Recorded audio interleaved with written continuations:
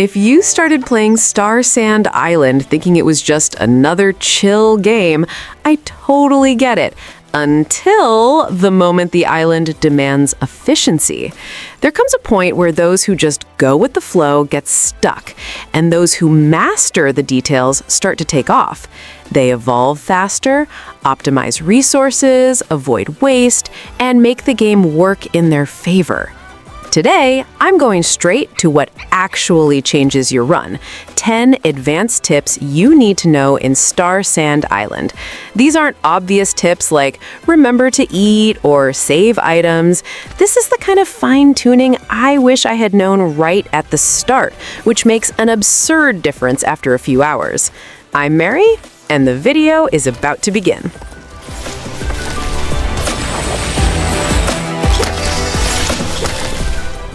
If there's one thing that won me over in Starsand Island, it's when the game stops making you repeat tasks and starts letting you multiply ideas. That's exactly what happens with blueprints. Instead of building the same workbench or the same farm plot piece by piece every time, you save that perfect layout and simply replicate it whenever you need it, as long as you have the materials to cover the cost. The way I use it is very simple. I set up a definitive version of what I want, like a production corner with the most used stations, or a planting module that fits perfectly on the terrain, and treat that as my template. From there, every expansion becomes a click of efficiency. The structure appears ready, and I just adjust the details, decorate, and connect everything as if I were assembling a larger puzzle. This completely changes the pace of the game because the time you would spend rebuilding from scratch becomes actual progress time. Bigger farms, a more organized crafting area, and less of that I'm working on a construction site feeling instead of living on the island. And most importantly, you maintain consistency because your layout doesn't degrade as you get too lazy to align everything for the third or fourth time. Just stay sharp on the detail that makes this tip shine. A blueprint isn't magic. It's speed with a cost. If you don't have the materials, the copy won't complete. So when I know I'm going to expand, I already create a mini stockpile routine, wood, stone, whatever, and set it aside because then the blueprint becomes a real turbo boost, and you grow without that annoying pause of rebuilding everything manually. I learned this Gmax tip the classic way. Planting everything nicely, waiting for it to grow, and then watching the 3x3 plot eat the plowed soil when the rare mutation appears. It gives you a sense of loss, because it's not just about harvesting, it's about losing that land preparation work along with it. And that's where the hatchet becomes my favorite shortcut. When I see a Gmax has sprouted, I don't even waste time trying to interact manually, plant by plant. I pull out the axe and harvest by cutting, because besides being faster, it gives me control over the rhythm. It's like I'm clearing the area and harvesting at the same time without fighting the cursor and interaction boxes.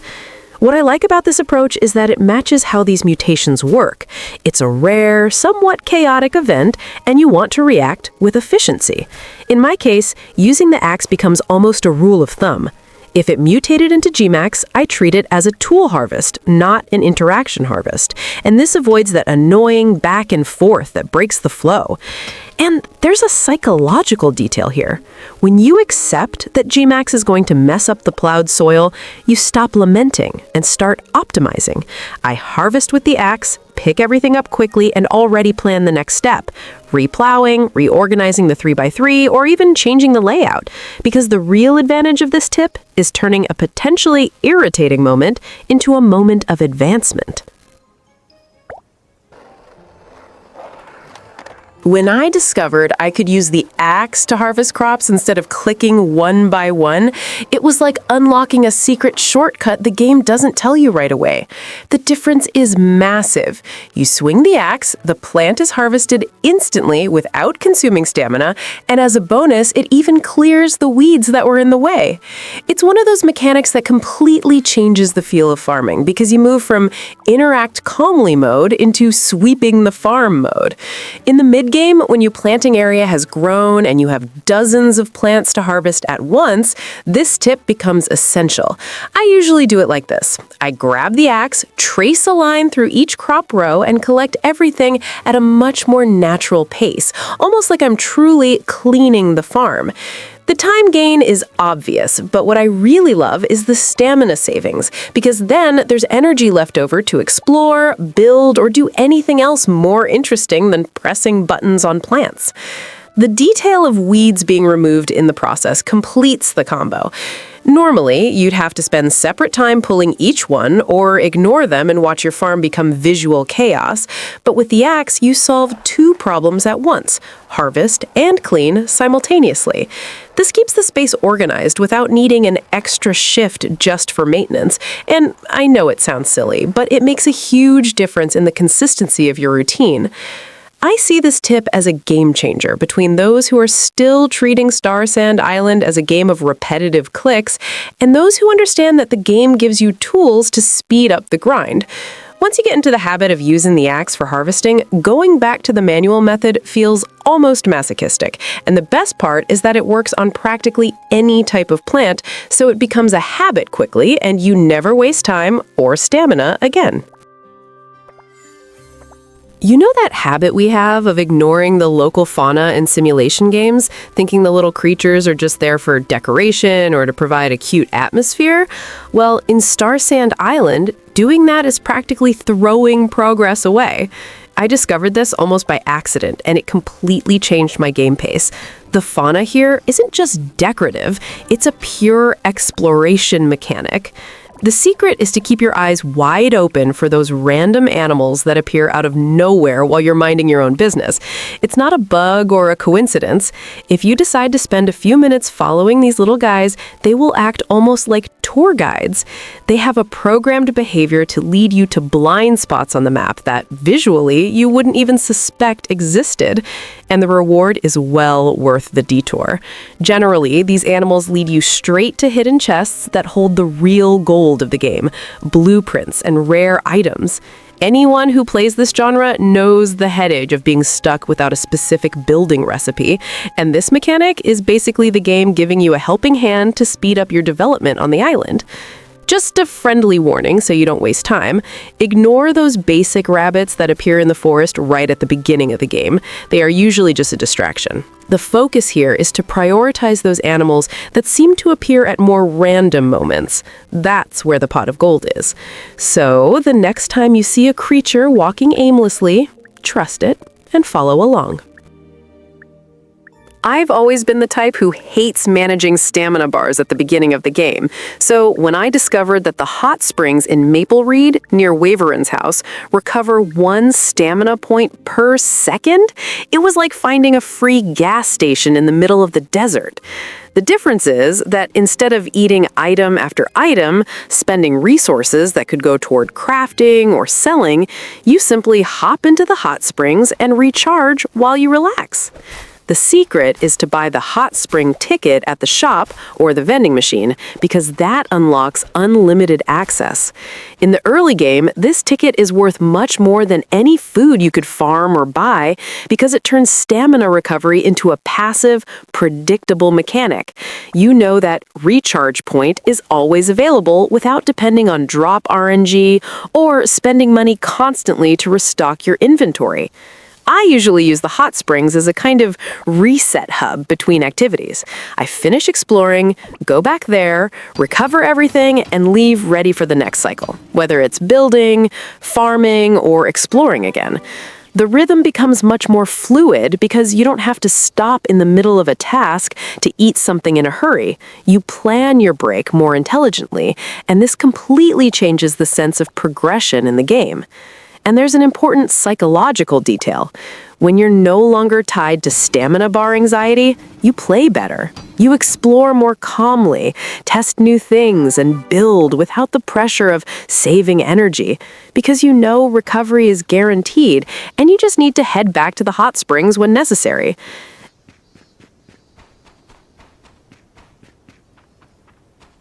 If there's one place I feel many people ignore for being too many menus, it's the Workpedia.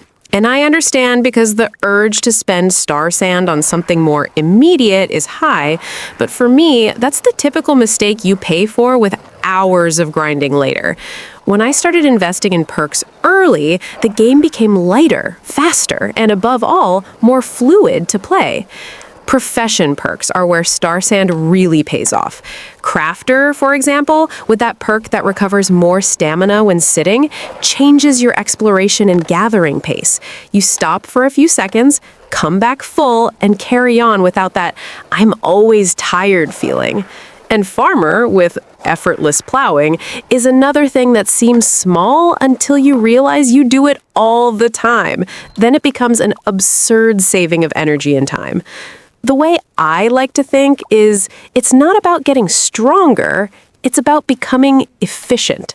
These perks don't just give you an advantage, they remove daily friction, and that adds up.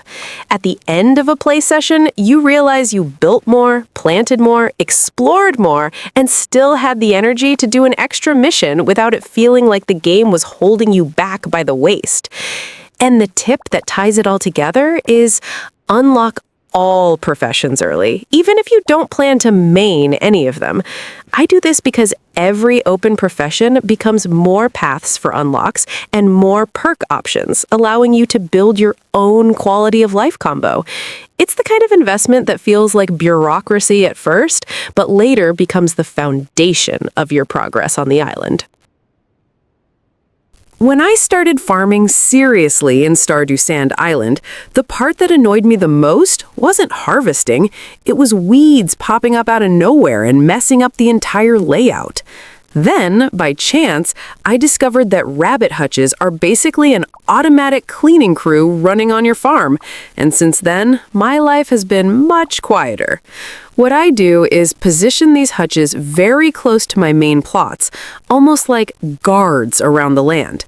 As soon as the plants start growing, the rabbits go there, pass by, and remove the weeds themselves without you needing to keep coming back just to clear the block. The cool thing is that this leaves your time free to focus on other things, like crafting, exploration, or even just having fun, without being stuck in this boring maintenance routine. As the farm grew, I added more hutches as the space and resource margin allowed, always aiming to maintain good coverage around the larger areas. When you do this right, crop growth becomes more synchronized. You plant everything at once, there are no weeds hindering the process, and when it's time to harvest, everything will be ready at practically the same time. This avoids that scenario of half ready, half spoiling due to lack of attention. For me, this tip is one of those quality of life leaps that seem simple, but completely change the mid-game flow. Instead of constantly running after mechanical procedures, you let the system work for you and focus on the part that's more fun, expanding, organizing, and seeing your farm actually look like a place you care for, not just a routine of serving the game. One of the things that struck me most about Starsand Island was realizing that the game doesn't just want you to do something once, but to return at the right time. The Moonlit Forest works exactly like that. When it hits 8 p.m., everything inside respawns. Ores, gatherable items, resources you used the day before, and you essentially return to a reset area, ready to be explored again. What I learned in practice is that it's worth entering this dungeon-like forest every day at that time, almost like a ritual. Instead of trying to carry everything at once and exhausting the location, you go bit by bit, take advantage of the daily respawn, and set up a constant farming routine. This makes the game much more stable because you don't have to rely on a single rare drop or a sporadic event. You know that if you go at 8 p.m., there's always something new to grab. The leap in quality for me happened when I started using multiple furnaces between trips. I would go to the Moonlit Forest, grab everything quickly, come back, and leave the material processing while I did something else, building, secondary crafts, or even just exploring another area. With several furnaces working in parallel, the resource flow becomes continuous, and you don't feel that dead time of waiting for each item to come out of a single machine. This tip represents the type of optimization you only truly see once you understand the game's rhythm. Instead of forcing everything in the early game through raw effort, you start working with time, the forest's natural reset, and mass production.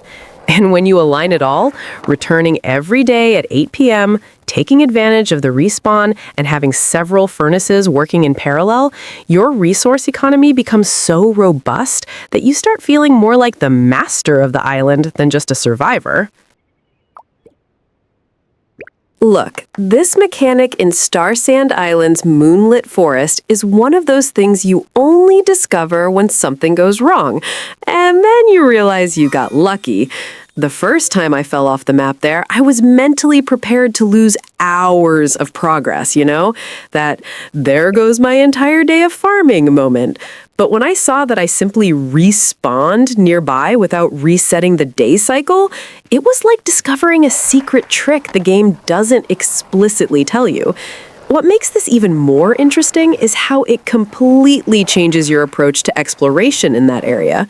The moonlit forest is naturally tense. That atmosphere, the enemies, the irregular terrain. But knowing that falling has no real penalty allows you to be much bolder. For example, see that questionable jump to reach a shiny item? Normally you'd think twice, but now you can just go for it. Worst case scenario, you're back a few seconds later without any stress. This kind of transforms the forest into an experimental playground. You can test crazy routes, explore suspicious corners of the map, or even use intentional falls as quick shortcuts if you're escaping a complicated situation. It's almost as if the game is saying, look, this area is already hard enough, so relax a bit regarding exploration punishment. It's very different from actually dying, where you lose the day and possibly resources or progress. Now, the clever trick is to use this strategically. Need to check if there's something beyond that foggy cliff? Just jump and see what happens. Want to map the area quickly without fear? Go all in. It's one of those mechanics that separates those who play fearing progress loss from those who truly leverage every game system in their favor. Basically, the Moonlit Forest gives you a free pass to be curious. And honestly, how many survival games do that?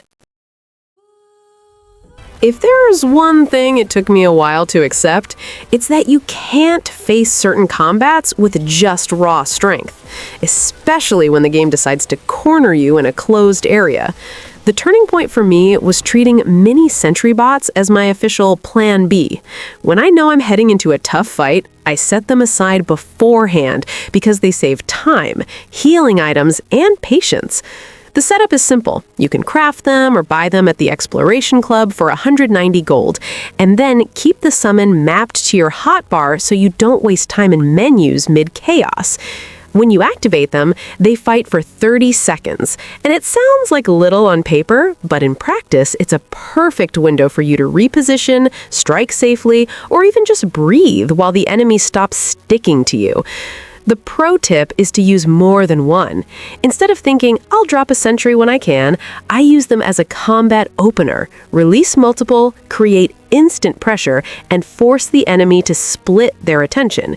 This totally changes the rhythm, because while the bots are pulling aggro and chipping away at health, you can focus on what really matters: clean dodges, consistent damage, and not taking stupid hits. And if you're going to face bosses in the Moonlit Forest, then I consider them practically mandatory. That region has some fights that become a test of endurance, and sentries turn the fight into time management.